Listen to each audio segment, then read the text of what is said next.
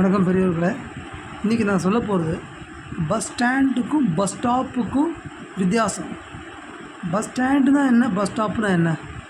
Bus ஸ்டாண்டுனா bus ஷெட்டுக்குள்ளே போய் அப்படியே நின்றும். ஷெட்டுக்குள்ளே போய் நிறுத்திட்டு டிரைவர் பஸ்ஸு ஷெட்டுக்குள்ளே போய் நிறுத்திடுவோம். பஸ்ஸுலேருந்து எல்லோரும் இறங்குவாங்க, டிரைவர் கண்டக்டர் இறங்குவாங்க. அதுதான் பஸ் ஸ்டாண்டு. பஸ் ஸ்டாப்னா நின்றுட்டு கிளம்புறது. ரோட்டில் பஸ்ஸு நிற்கும், ஸ்டாப் இறங்குவாங்க, ஏற வேண்டியவங்க ஏறுவாங்க.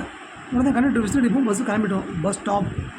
நிறைய பேர் பஸ் ஸ்டாப்பு போய் பஸ் ஸ்டாண்டுக்கிறாங்க உலகத்தில் நிறைய பேர். அது தப்பு. இது மாதிரி சொல்கிறது எனக்கு சொல்கிறோம். அப்படியே 10 மினிட் வரும் யார் சொன்னாலும். பஸ் ஸ்டாப்பில் போய் பஸ் ஸ்டாண்டுக்கிறாங்க. அப்படியே 10 மினிட் அரையும் போது அவ்வளோ ஆத்திரம் வரும். பஸ் ஸ்டாண்டுக்கும் பஸ் ஸ்டாப்புக்கும் என்ன வித்தியாசம்? பஸ் ஸ்டாண்டுனா பஸ் அப்படியே ஷெட்டுக்குள்ளே போய் நின்றுடுறது. பஸ் ஸ்டாப் தான் நின்றுட்டு கிளம்புறது. பஸ் ஸ்டாண்டுக்கு இன்னொரு பேர் என்ன? டெர்மினஸ். பஸ் ஸ்டாப்புக்கு இன்னொரு பேர் ஸ்டாப்பிங். தமிழில் என்ன சொல்லுவோம்? பஸ் ஸ்டாண்டுக்கு தமிழில் பேருந்து நிலையம். பஸ் ஸ்டாப்புக்கு தமிழில் பேருந்து நிறுத்தம் ஆர் பேருந்து நிற்குமிடம். அதான் தயவு பண்ணி இந்த பஸ் ஸ்டாப்பு பஸ் ஸ்டாண்டுலாம் சொல்லாதீங்கம்மா. நிறைய பேர் சொல்கிறாங்க. அப்படியே சொன்னாலே அப்படியே டென்ஷன் ஏறுறது. பஸ் ஸ்டாண்டு தான் சொல்லணும், பஸ் ஸ்டாப்பு தான் சொல்லணும்.